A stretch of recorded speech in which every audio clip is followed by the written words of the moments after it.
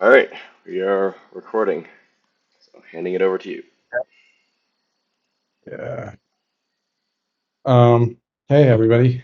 Yeah, we're gonna go over to the ZeRO, the paper on the redundancy optimizer paper by Microsoft.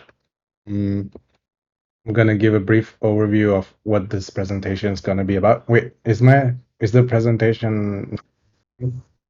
Yeah, we can see this. We can see it. Or shit. We Can can you see. guys see my? Yeah, I can see the slides. Oh, okay. Because on my side it says we have paused the preview. Oh, really? Okay, I can see it. Can everybody else see it? Anyone want to do like a thumbs up or? I mean, we're on the Yeah, I second can see slide. it. Yeah, Okay. we're Yeah, on I the think second. it's good. It just, yeah, Discord's always like that when you're not full screened on Discord. Oh, I see. Yeah. Yeah, so you guys are seeing my second slide, I guess, which has the overview and shows like what ZeRO actually builds upon. It's building upon data parallelism, basically, and it's more common to see stages of ZeRO being used with 3D with other parallelism strategies like tensor and pipeline parallelism to form 3D parallelism. Here's a diagram that I found that shows what 3D parallelism looks like. Well, so the structure of this presentation will be that I'll build upon the individual parallelism strategies and then go into what the ZeRO papers proposes and how it builds upon data parallelism. Um, the problem basically is of one of scaling, where models are getting too big now for single processes or single devices. Um, the memory footprint is growing as the number of parameters increase, the layers increase, the footprint is growing. I'm gonna demonstrate this with an example.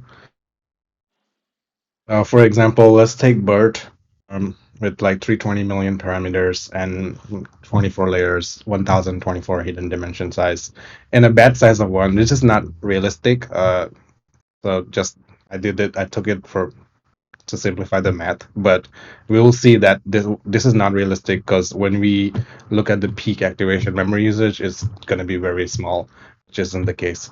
Uh, but hopefully, what this process will show you is what what is the biggest contributor to the memory footprint and how what led to ZeRO choosing which aspects of memory to partition.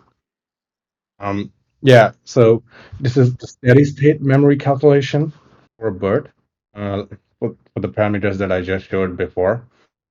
So here we see like we have like model weights, optimizer states, gradients, right, and input data. We see that the first three are huge, like majority of the data for the steady state memory footprint comes from the first three categories, model states, right?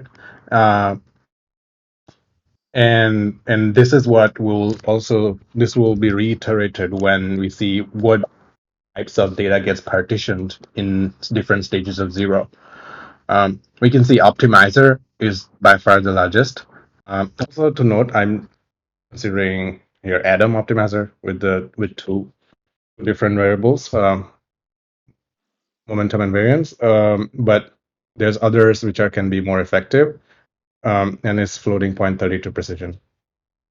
So we can see that it takes double the memory of model weights and gradients. And yeah, we'll see that in stage, just a sneak peek here is that in stage ZeRO, optimizer states get partitioned. Uh, here's another equation to compute the activation memory.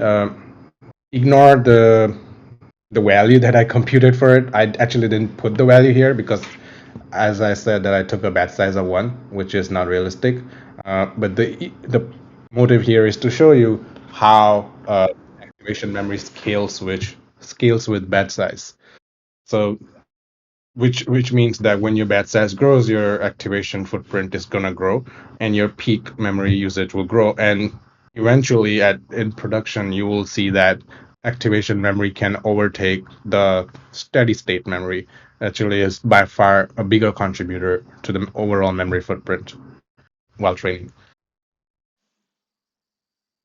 So hopefully that give you some overview of what the how big a memory footprint can grow and what are the different dimensions, what are the different factors that contribute to it, and how big of a contribution they make to it.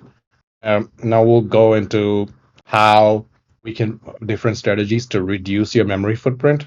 Some of these are more fundamental strategies. Oftentimes, you'll find that in in your libraries or in your training frameworks, you can most people choose to combine more than one of these strategies.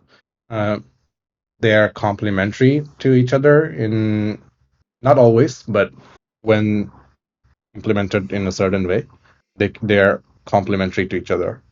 Um, Firstly, I'm gonna go mixed precision, data parallelism, pipeline parallelism, tensor parallelism. You have these are different strategies, and let's go over the mixed precision. By the way, if you have anybody has any thoughts so far? Any other strategies? Has anyone heard of? This is not an exhaustive list.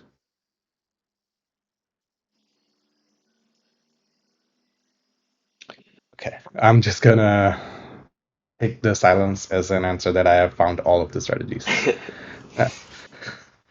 And okay, so let's go into mixed precision. It's the word as the name of the strategy sounds. It is pretty intuitive to understand that here we are mixing half precision with full precision in our training. The way that it's done is that well, the purpose of doing this initiative is to get a higher throughput of computations. With- you get a much bigger throughput of computations. And also reduce your memory footprint because your activation storage is going down. Uh, so how it works is that you keep a master copy of your weights in FP32, and during your forward and backward passes, you will do all of the computations in 16, and there's then there and loss scale them back to 32. Uh, so how does how you might wonder, like, keeping a master copy of weights in having a copy of weights in FP32 might be how does it reduce your memory footprint, because you're essentially keeping two copies of your weights. But how it does is that activation storage is a bigger contributor to your memory footprint, and that goes down because you're halving your activation storage, right? uh, And also, how does it not affect your quality? That's why you need to keep this master copy in FP32, and the updates to the weights are done in 32. But the weights kept in memory also get reduced. Another another gain from this strategy is the number of computation throughput that you can get is a lot higher, 2x to 8x higher. To read more about this, you can read into the mixed precision paper. It goes into details of justification of why FP32 a copy of weights is required, and how is loss scaling performed, and how is and why the qualitative performance remains the same. We move on to data parallelism. This is going to be also foundation on which ZeRO builds upon. So fundamentally, how it works is your input data gets divided, is split across your different processes and devices. That's basically it. I have a diagram here which shows that how at every batch of data is independently executed. So what the problem with this is that the entire copy of the model state is stored on each device, which means that your memory footprint per device is not changing. Uh, so it inherently assumes that your models can fit on one device. That's the flaw of this strategy. But the benefits are that it can independently execute and there's no bubbles. What do I mean by bubbles? We'll see when we come across pipeline parallelism. Yeah, here's a whole GIF I have of a two-layer pipeline parallelism, a two-layer model that's been done, that's undergoing data parallelism. Yeah, so you can see there's an all reduced at the end of the execution, the forward and the backward passes.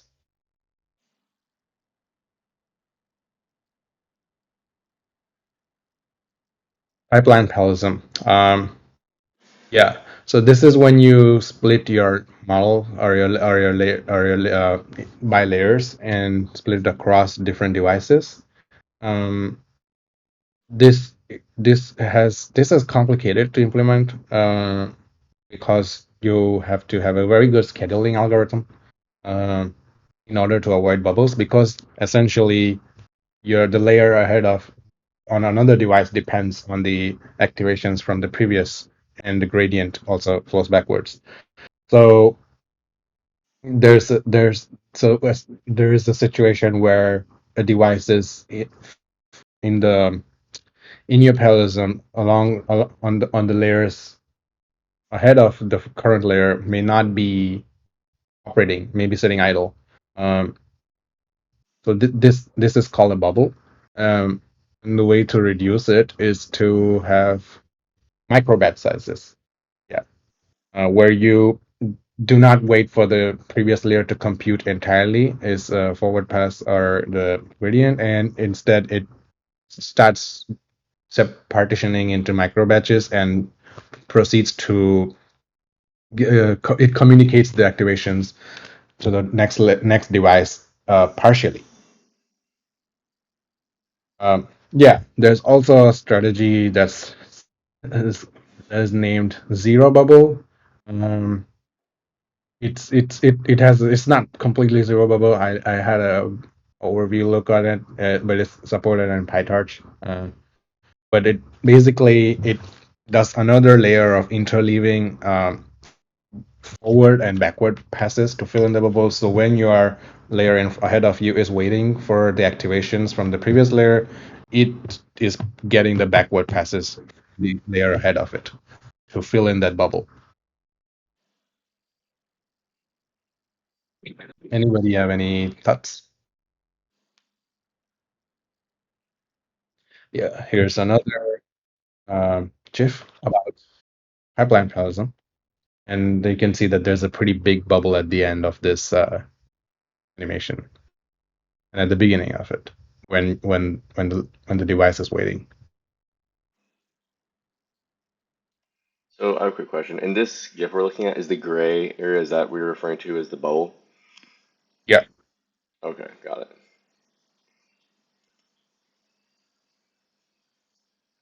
tensor parallelism. Um, so this doesn't have a bubble problem, where you basically split your tensors across devices.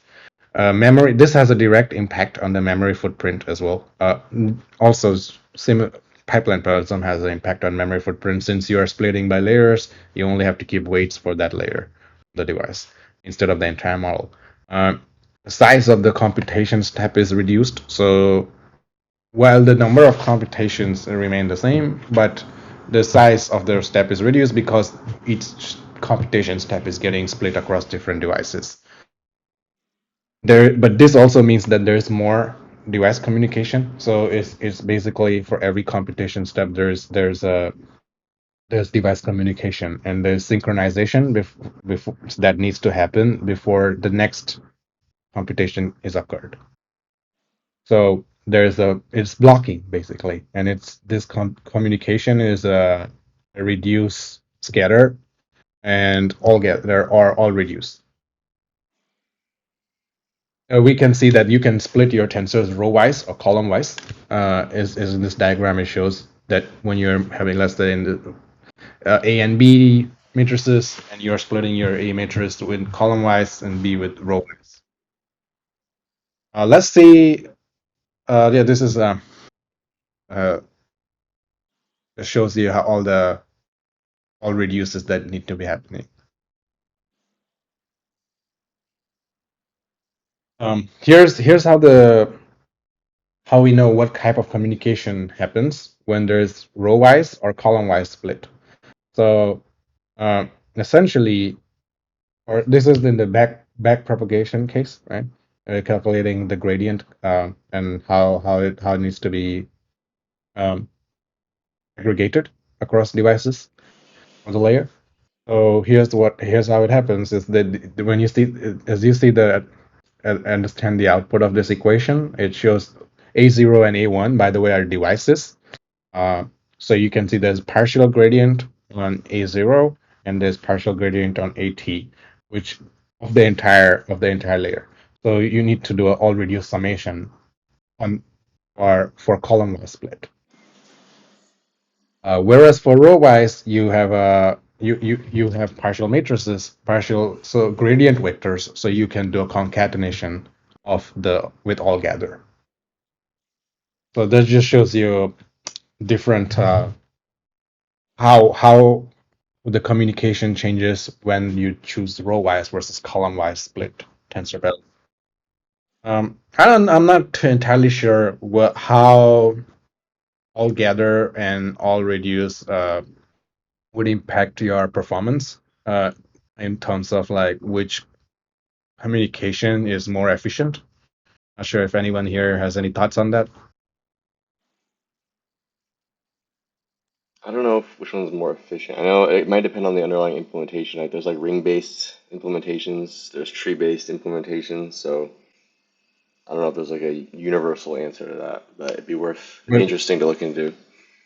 yeah, but concatenation in just intuitively feels more simpler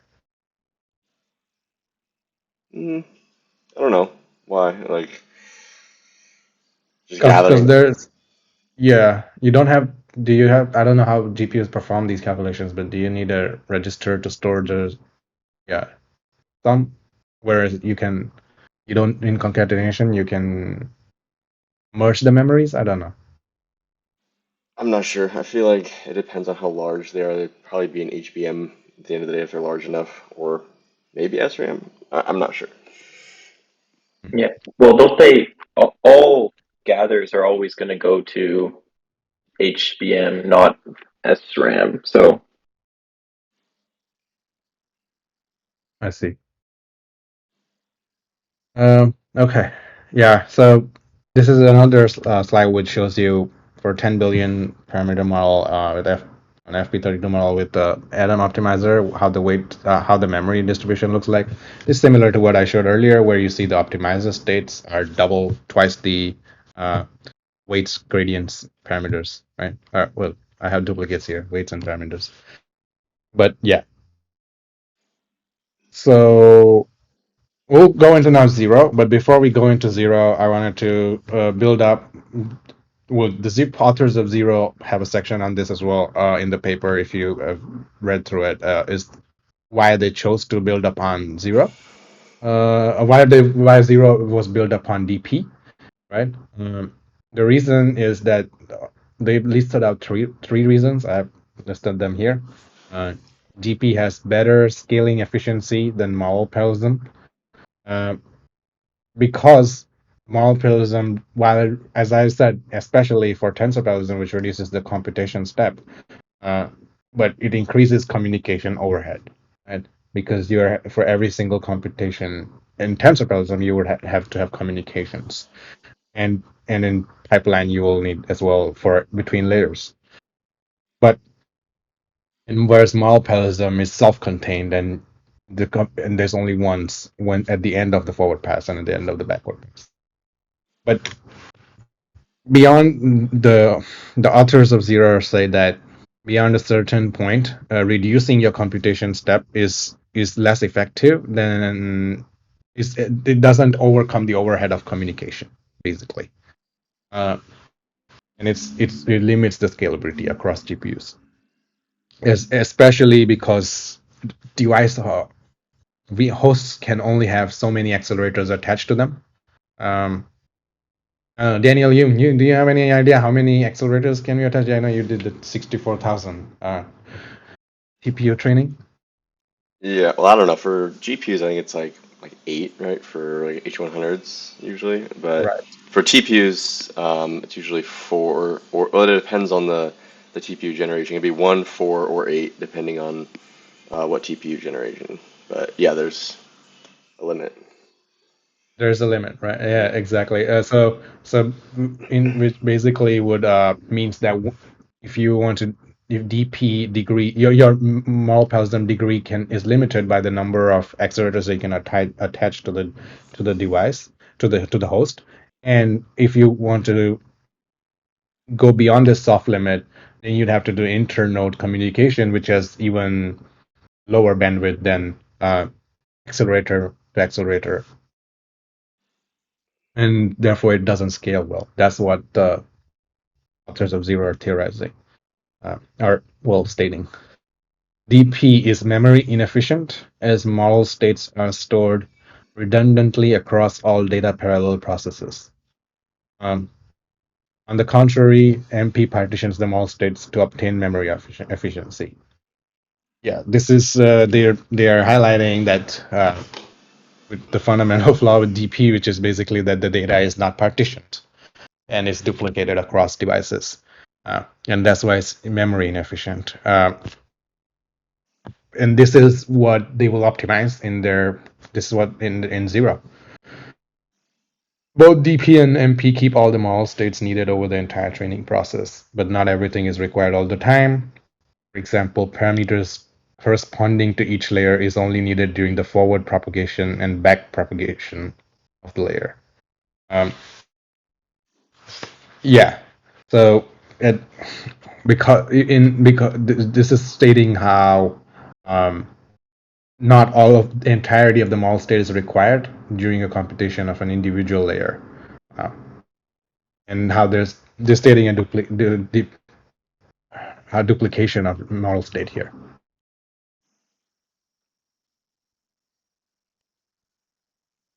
Okay, so this is all the components of ZeRO. The paper that we proposed in this reading group for this week was the initial ZeRO paper, which has two components to it: ZeRO DP and ZeRO R. And ZeRO DP is basically zero data parallelism. Zero redundancy is ZeRO R. ZeRO DP has three stages to it. Optimization state, which is the partition, which is ZeRO DP is building on partitioning all the duplicate model memory in data parallelism.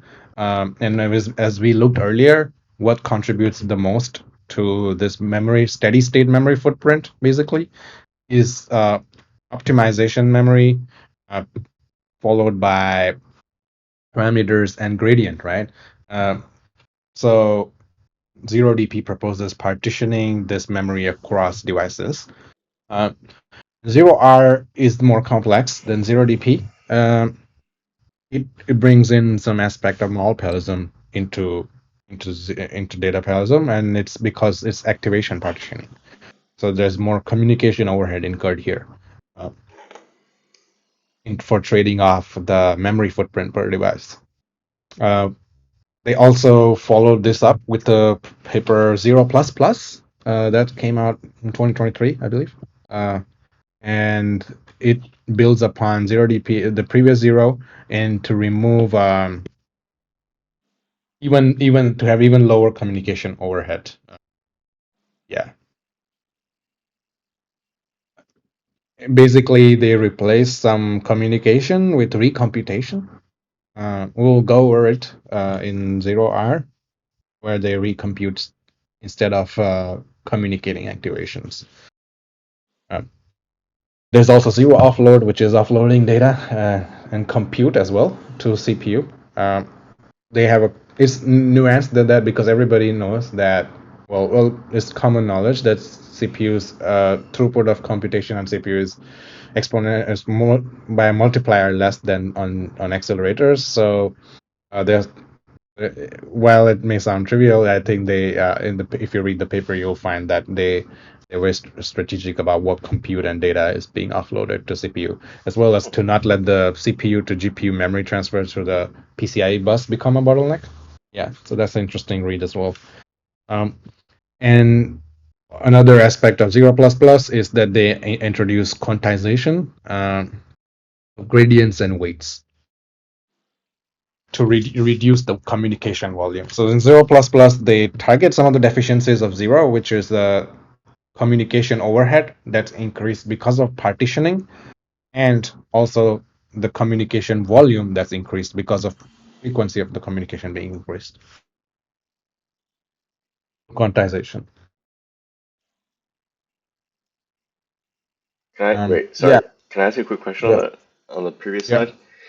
Yeah. I'm just curious. It's fine if you don't. I've seen CPU offloading referring to the first part, like essentially like moving things from device memory to host memory because there's just so much more of it.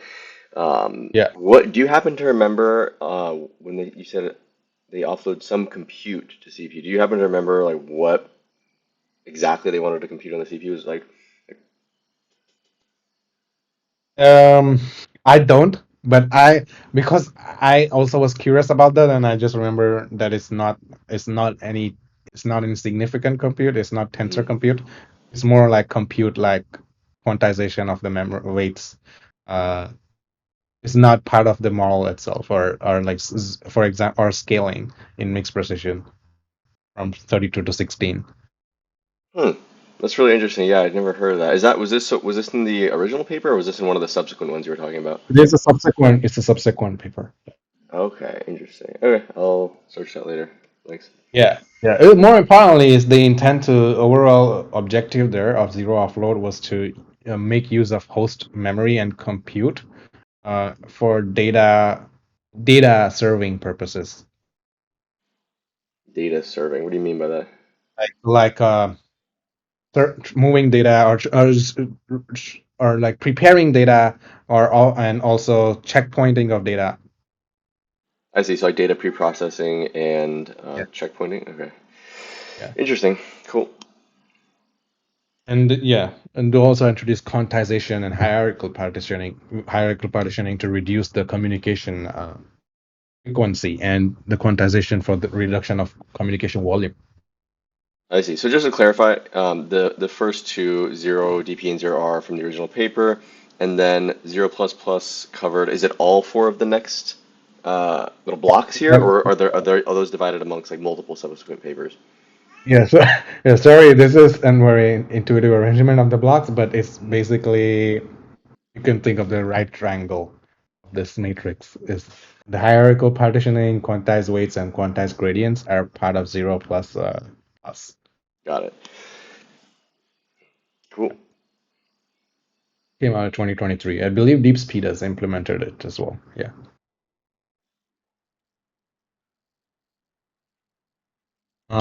Yeah, let's get into ZeRO, our original paper that is the subject of this reading groups this week's session.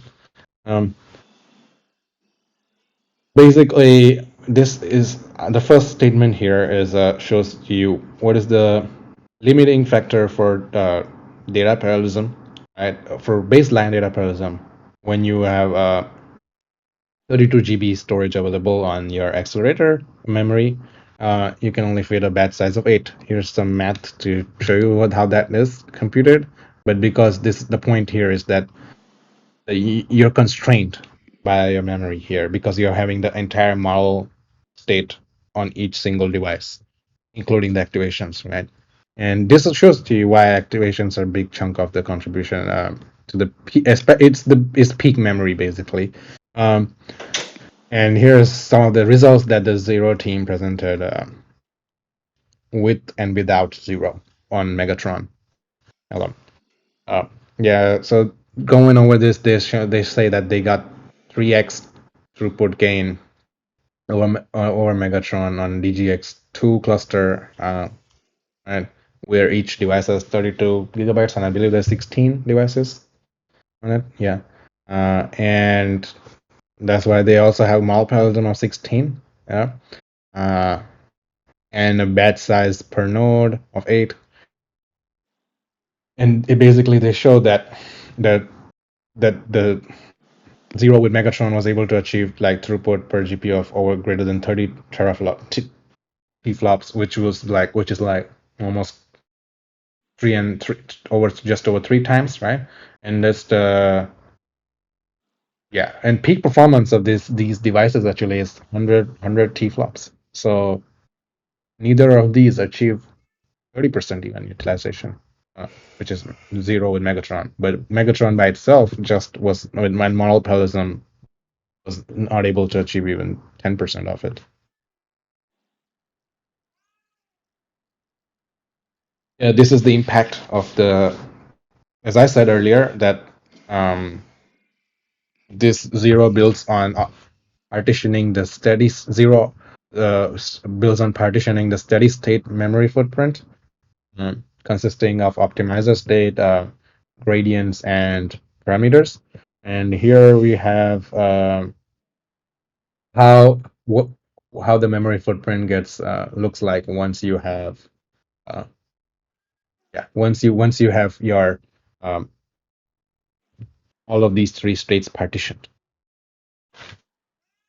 So you have at the top you have your baseline, and then you have 0, 1, which is basically partitioning of the optimizer state, and we can see that uh, how it goes down, right? As you partition optimizer state and then you partition gradients, you go down to even for at first you have 4x reduction with just optimizer state partitioning, and then you have a further 50% reduction with optimizer and gradient state, and then you have a huge reduction with optimizer gradient and parameter partitioning. We'll go in deeper into how this is derived.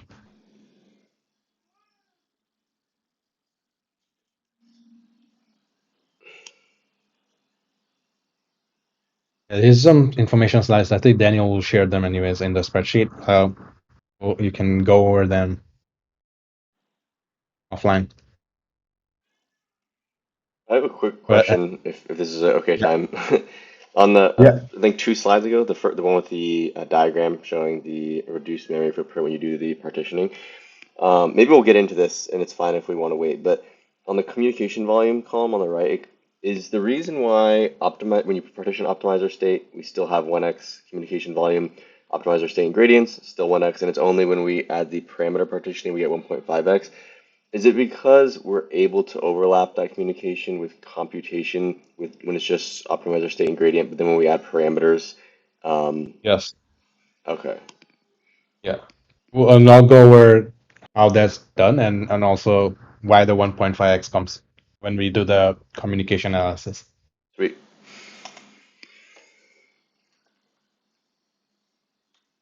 Improves this anyway. So here's when you have your DP with different DP degrees, how and you have different model sizes, how your memory footprint starts to what it starts to look like. As you can see, it just goes down with similars. You can scale, and then once you have a higher DP degrees, the communication volume starts to impact as well.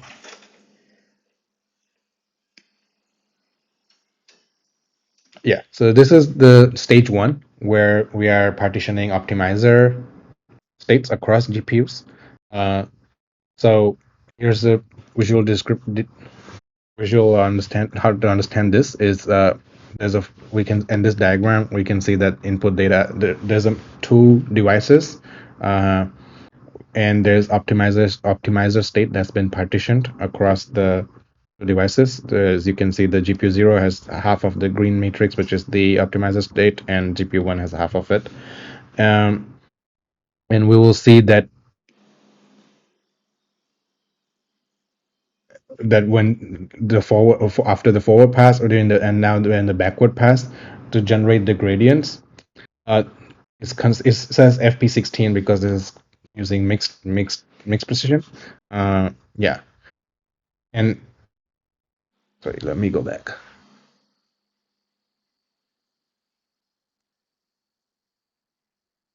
Yeah, this is GIF. I had to reduce the frame rate. to,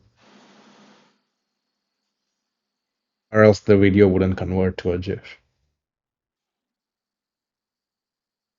Yeah, here we see how to the backward pass the gradients are generated in each device, and now we should see the communication between the two devices.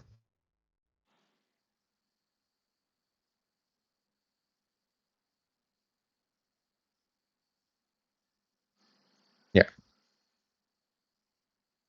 there you go. There we see the reduced scatter to average the gradients.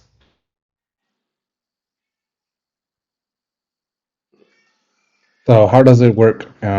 Each device only updates weights for the section corresponding to its optimizer partition, but each device has all the weights and gradients, and they are updated using reduced scatter. At the end of each input batch, you do all gather.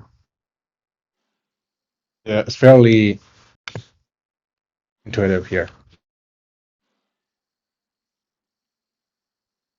We move on to the stage 2 of partitioning the steady state still in 0DP. Here we see gradient partitioning, where each device only updates. We're partitioning gradients across devices, and each device only updates and averages gradients in its partition. What does this mean? Is that each device, well, this is building on ZeRO DP stage 1 as well, which means that each device only has a portion of the optimizer states. Previously, we saw in the GIF that there was a reduced scatter to average the gradients across the devices. This communication now is the volume is reduced. So because we are partitioning the gradients across different devices as well, and the gradients that are not in the partition are scattered to other devices. Equivalent of and this basically will reduce your memory footprint from two sigma bytes to 2 sigma bytes by the degree of your data parallelism.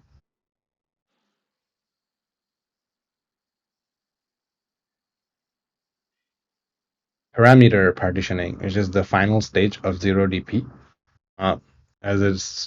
As you can see from the word, is to partition parameters across the GPU devices or the accelerator devices, and here we see a higher communication volume from the baseline DP system, and you can still see a memory footprint per device reduction proportional to the parallelism degree.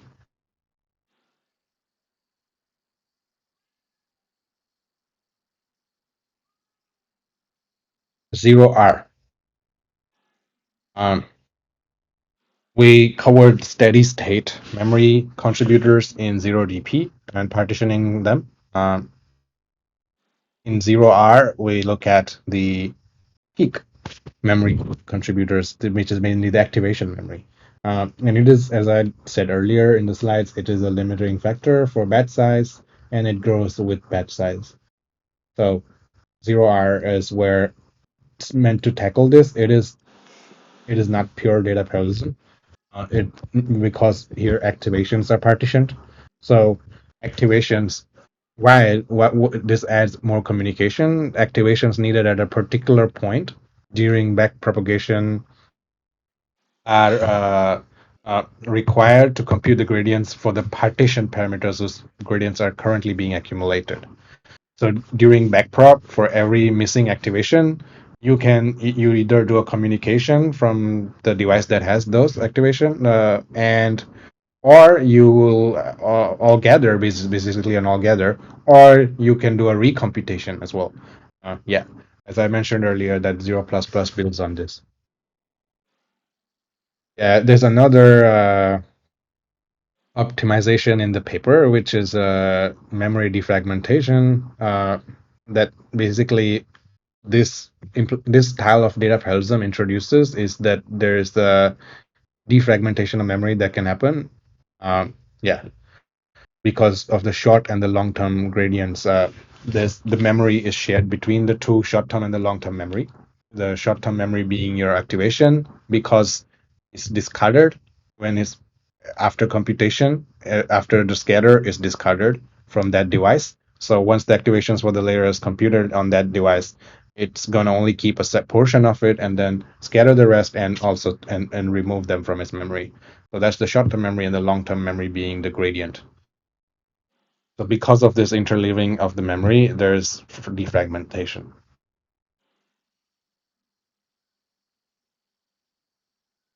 Communication analysis. Yeah, normal DP communication overhead. This is based on DP rank and gradient precision and model size.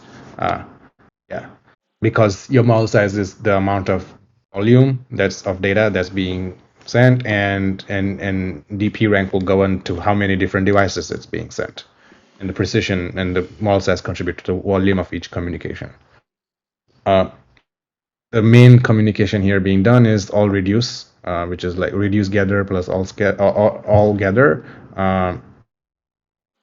Yeah.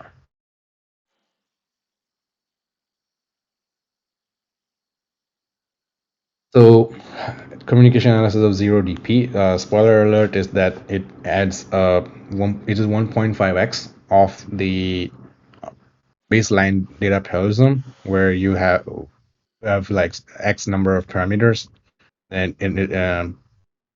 when you are doing all three of the partitioning of the steady state memory, which is where gradient and parameters and optimizer state. We saw in an earlier slide, if you just do stage 1 and 2, you have a lesser communication volume. So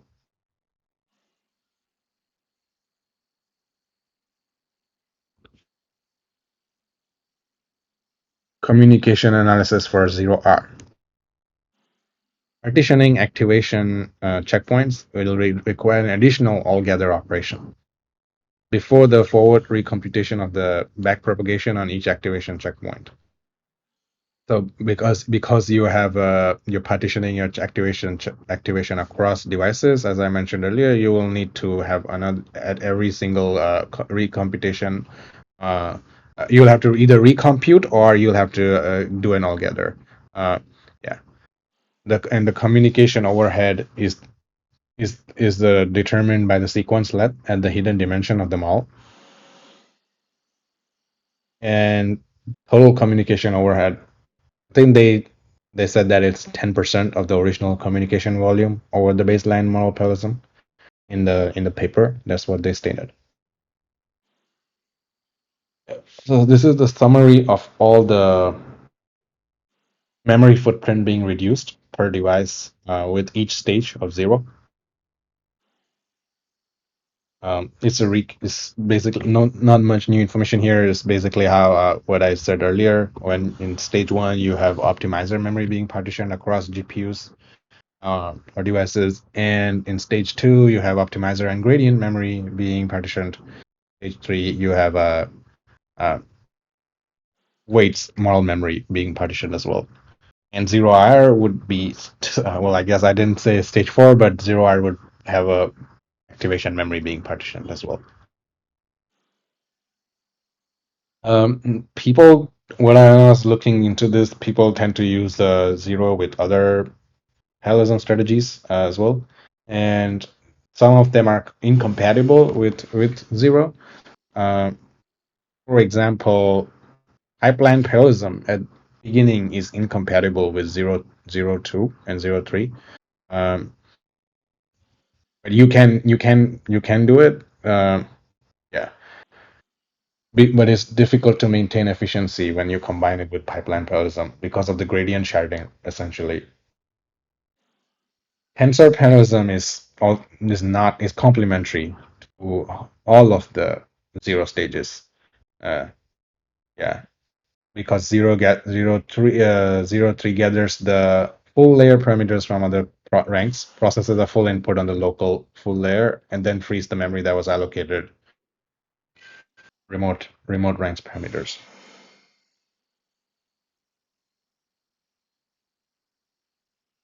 Yeah, I don't know if people have a this was a good learning experience for me. So I this is the first time I read this paper. I had known about data parallelism and sharding from before, but this is a good read for me. So some of my knowledge is was a little bit shaky here, but I was trying to understand between differences between ZeRO and PyTorch FS, like the FSDP. What does anyone want to chime in on this?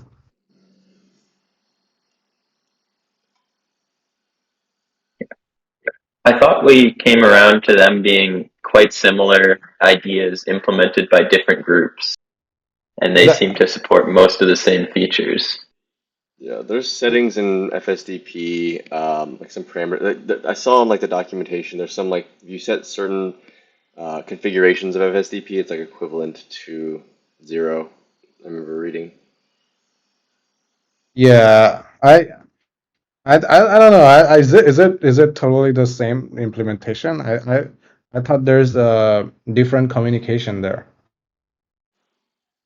I don't think it's exactly the same. I think there's just like been there's been knobs added to the FSDP implementation over time, where Mm. you can configure it to do, you can configure its behavior to do certain things. I can't remember off the top of my head. I can see Yeah. if I can find it.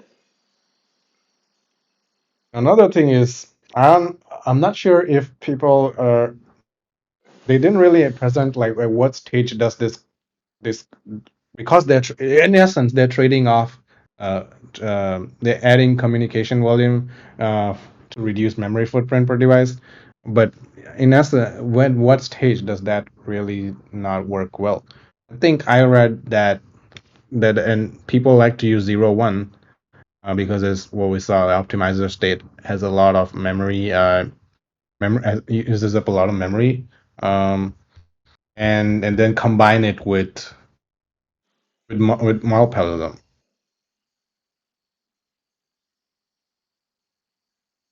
This is, for example, like I think Eleutheria's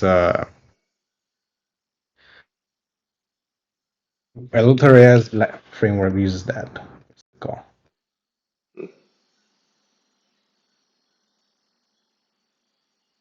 GPT Neox.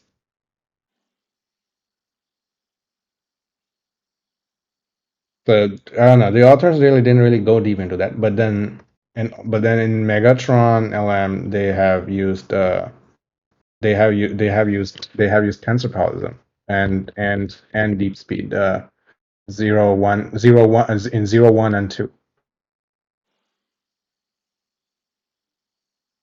Oh, Yeah, really? and 2. so is the standard Megatron implementation then like it's going to be some deep speed thing and like tensor parallelism, but no model parallelism then, or that's an, Yeah. or do they? Yeah, interesting. Yeah. All right.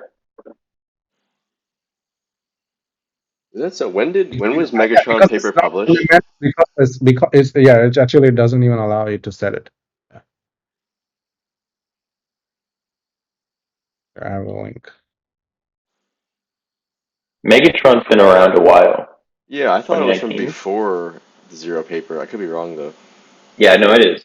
Um, but The new one, So you're saying in the modern or like updated Megatron implementations they use deep speed? ZeRO. Yeah, They use deep speed. Yeah, they use yeah. ZeRO. yeah, I don't know if it's Yeah. part of. Not just itself. Yeah, they do 3D parallelism as well, but they use ZeRO with tensor. Yeah, no, I know. Yeah, there's a lot of options because I know there's like Megatron Deep Speed, which is actually from Microsoft, which combines the two. I don't know. I don't know what the most up to date tool is considered though. Hmm. Yeah. Yeah. Well, apparently they merged. I'm just reading Megatron Deep Speed. Apparently they merged most of the Deep Speed stuff that Microsoft built on top of Megatron back into Megatron. So I suppose you can probably get most of these things just from Megatron directly these days. Yeah. I assume so. I think the what do you mean? What do you mean they merged? Uh, well, if you look. So there's a library called Megatron Deep Speed, which is very confusing to say verbally because it makes it sound like I'm talking about these two things independently. But if you Google Megatron dash Deep Speed, it's an implementation built on top. But then apparently somewhere it says they remerged a lot of this back into the Megatron core, essentially. Oh, it's In Megatron. July 2023, had a sync with Megatron. Oh, no, never mind. I might be misreading this. I might be reading. They might have pulled stuff in from Yeah, I Megatron, think not remerged. Yeah, they might have just synced with the upstream. They in their yeah, fork. yeah, They yeah. might. No, yeah. I think I was incorrect. But yes, I don't know what is considered an interesting question. Should ask some Luther AI folks Yeah, what yeah, is considered the premier tool set. So I know there's a lot of. yeah. Especially because in the Neo. I don't know if Stella is here, but she might know a lot about this. it- GPT Neo is using zero one, and the reason with pipeline and tensor parallelism, and the reason they state is that they found 03 to be very communication heavy for large scale, uh, and instead use pipeline parallelism across different hosts and use tensor parallelism for within the same host. Oh, that's interesting. So yeah, so essentially the idea is you're keeping all the the the communications that you have to do really often with which is the tensor parallelism stuff. You want it to be on a single node for like super fast connect. Yes, yes, yes.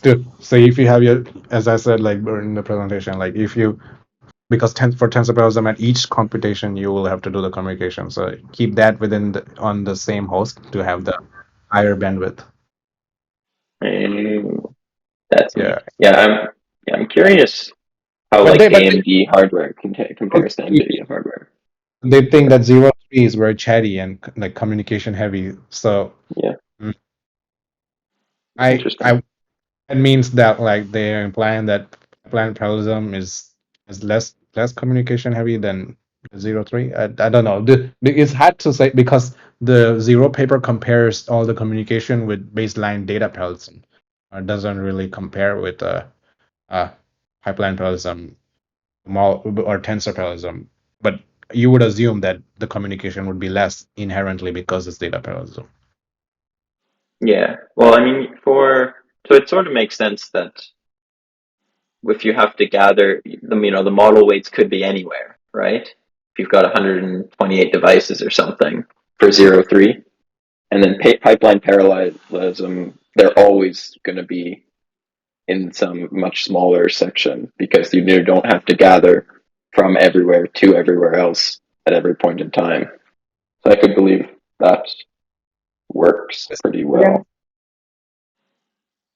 So, say that again. Why would it be? Yeah. because if like as I understand 03, you have very wide sharding, right? If you have up to, so you could have if you're saying okay, every model at this point in time, you're trying to compute this matrix, right? Every that parameter could be on I don't know any one of 128 devices, right? We don't know where we scattered it off to, and now every single one of those 128 devices needs to figure out from that one device, give me those weights, and that's a lot of communication. As opposed to pipeline parallelism, right? You only have maybe the last eighth of the model can Yeah. always be on like a certain smaller subset of GPUs. So you don't have to go looking as widely, right? Yeah. But the volume remains the same, right? Yeah, but I think the communication is a lot less because it's just like it's a more uh More connections. There's one to one versus like yeah. yeah, well, or you can have you can always be like, okay, the last eighth of my model is on these two nodes, so these two nodes only need to talk to compute the last eighth of my Yeah. decoder later or something. Yeah, it would be instead of like everyone having to talk to everyone. yeah. All to all versus like whatever the degree of your tensor parallelism would be. Yeah, yeah. So no, yeah, I can. Yeah, it's very neat. I had never thought of that. I don't do that kind of. So too many GPUs for me. So I don't know. Not something I think about very often. Oh, cool.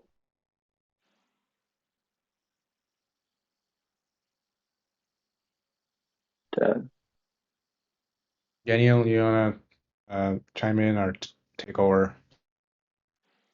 Yeah, no, I don't think I had anything else. I had one kind of question that's unrelated to what you guys are talking about. I just wanted to clarify on it was like slide 31 about the memory defragmentation. I just wanted to clarify if that was basically the part that involved the strategy of like pre-allocating memory for like short-term like activations and whatnot versus long-term for like gradients and whatnot, and that way you don't fragment the memory by basically like CUDA malloking potentially random sections of memory, and you end up basically hitting CUDA ooms even when there's plenty of available memory, but it's just been fragmented. So um, their implementation pre-allocates and then has some algorithm or implementation detail which ensures that the blocks are allocated Yeah, sequentially. yeah. Sorry, I didn't really talk about it, but yes. Can you see my screen? Um, Now I can, yeah. Yeah. It's what yeah. Pre-allocated contiguous memory preference. Okay, yeah, that was just I wanted to double check that. Yeah, so and it reduces the time for it to find contiguous memory. yeah. One thing I was wondering about is how does deep speed and like know when to? Does it preempt gathers? Like I know I'm gonna need these weights in a decoder block or two. Let's start gathering them now. Or is it very eager where it's like it will block on whatever tensor it needs to gather? Yeah, I didn't really get enough time to look into the implementation. Hopefully, Yeah. I plan to have some working code to show as well. But yes, the holidays this just can get around. But I will add to the repository something this week. But I imagine it's. I didn't see any mention of in the looking at the deep speed configuration. I didn't see any mention of something that would what you're saying in terms of preempting communication. Yeah. I would assume it's async and not blocking. Otherwise, wouldn't that like prevent the overlapping of communication with computation? Yeah.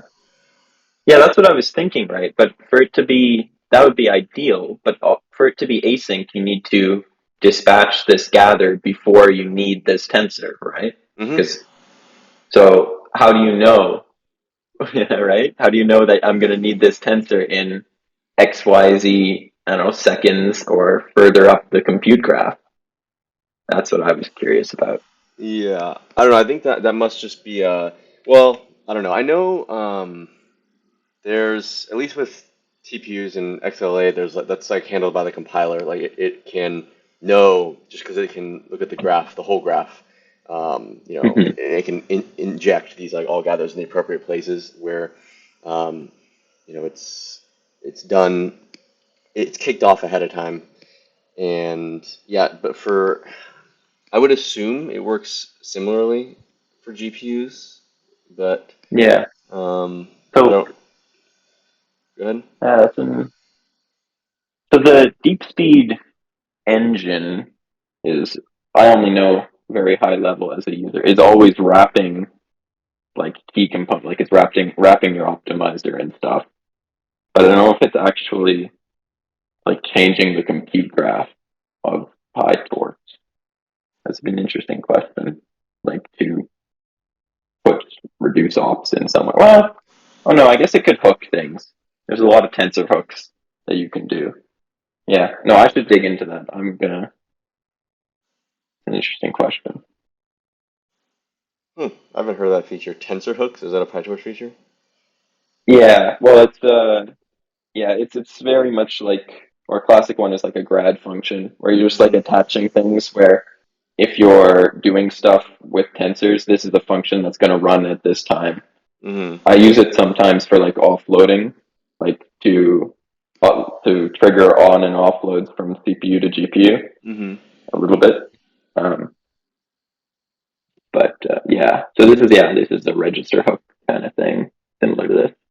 This is a one for back on the backwards call, but there's a lot of various hook things you can do if you want to play these games. That's interesting. That's like a callback. Yeah, Yeah. yeah. So that's exactly a callback. Um, Yeah. that's the correct term. Yeah, I've seen hooks for other things. I didn't know you could just do it on the tensor level. That's like super generic. That's kind of interesting. Yeah, Yeah, that's yeah. pretty. Is So that new? um, I think it's been around a while. I don't know. There's a so this one's the backward hook. So this is like, I don't know, the classic one you can do like grad scaling or something, or grad norming on certain tensors, grad tensors. But I think there are other. Uh, now that's flawless documentation. Um, yeah, but no, there's a lot of hook features. I think they've been around a while, but I don't know. I don't have. Increasingly, so many things pop into existence that in my mind I have literally no clue. I can't keep straight like when things came in and certain features and stuff. Yeah, it's like impossible. There's so many.